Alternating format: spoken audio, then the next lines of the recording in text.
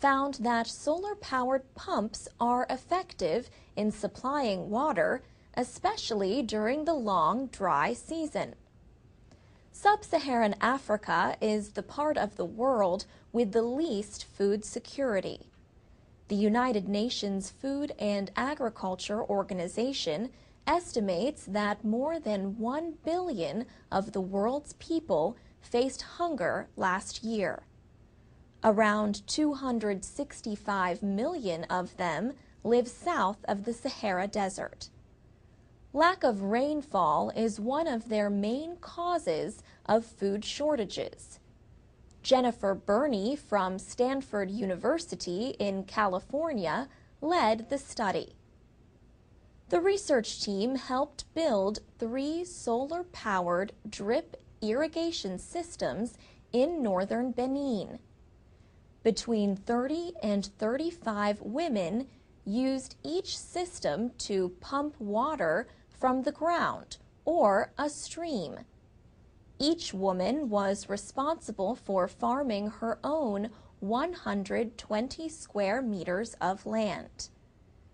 They also farmed other land collectively.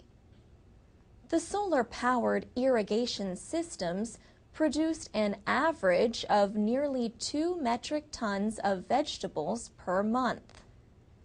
During the first year, the women kept a monthly average of almost 9 kilograms of vegetables for home use.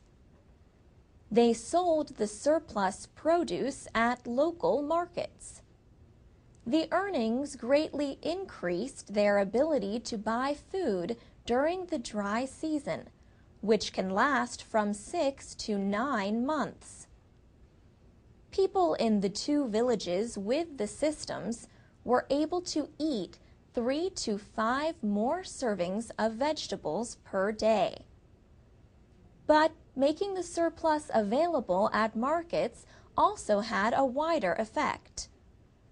The study compared the villages with 2 others where women farmed with traditional methods, like carrying water in buckets.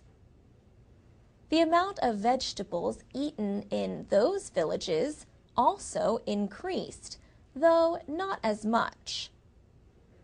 The researchers note that only 4% of the cropland in sub-Saharan Africa is irrigated. Using solar power to pump water has higher costs at first. But the study says it can be more economical in the long term than using fuels like gasoline, diesel, or kerosene. And solar power is environmentally friendly. The study was published in January in the Proceedings of the National Academy of Sciences. And that's the VOA Special English Development Report. You can post comments and learn about other issues in the developing world at voaspecialenglish.com. VOA Special English Development Report. Before refrigerators were invented, the next best thing was an icebox. But another way to keep food fresh is to use an evaporative cooler. A common design is a tall box with several shelves inside to hold the food. The shelves are pieces of metal with many small holes through them. The sides of the box are covered with pieces of thick cloth. Containers of water are placed at the top and bottom of the cooler. The ends of each piece of cloth lie in the water so the cloth stays wet. The cooler is put outdoors, but not in the sun. Air will pass through the wet cloth. The inside of the box will stay several degrees cooler than the outside air temperature. This may be cool enough to keep foods fresh, at least for a short time. Some foods can make you sick if they are stored in conditions that are not cold enough to prevent the growth of harmful organisms. Freezing can keep some foods in good condition for months after the growing season. Yet foods can be damaged if they are kept too cold. The British development group Practical Action says the best way to prepare foods for storage is at harvest time while still in the field. Use a sharp knife and place the harvested items on a clean surface or directly into storage containers. Do not put them on the ground. Use clean water to remove dirt and keep the water clean. Usually it is better not to remove outer leaves from fruits and vegetables before storage. Without the leaves, food can become dry. Fruits and vegetables must be cool from field heat before they are put into storage. But cooling them in water can spread fungus throughout the food. A better idea is to harvest foods either early or late in the day, then leave them to cool naturally. Some fruits and vegetables must be stored at 0 to 4 degrees Celsius. Any colder and they might be damaged. Some foods need to be stored at 4 to 8 degrees, and some need to be stored above 8 degrees for best results. Wet the fruits and vegetables so they do not become too dry. The best time to do this is before storage. Cover the items in plastic once they reach the right critical temperature for storage. Most fruits and vegetables need the relative humidity in storage to be kept between 85 and 95%. Finally, leave space between the food containers and the walls of the cold storage area so air can flow. Keep the space clean and try not to open the doors too often. And that's the VOA Special English Development Report. VOA Special English Technology Report. Recently, the Wall Street Journal had a report about the online travel company Orbitz.